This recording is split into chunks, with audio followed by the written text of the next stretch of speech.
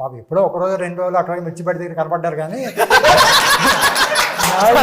Sir అందులో కూడా ఏంటంటే సార్ ఎవరు సార్ ఇంకా కల్ప్రిట్ ఎవరు?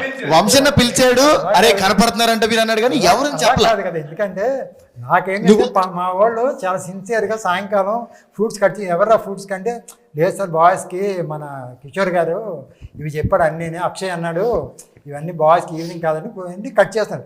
చాలా ఇన్ని రకాల ఫ్రూట్స్ తెచ్చి కట్ చేయాలి 11 మందికి, అన్ని బాయ్స్కి ఇచ్చి పెట్టారు. సార్ మీకు కూడా పంపించాను, నాకేం డైట్ లేదురే, నేను మామూలు భోజనం తినేస్తాను అని పంపించాను.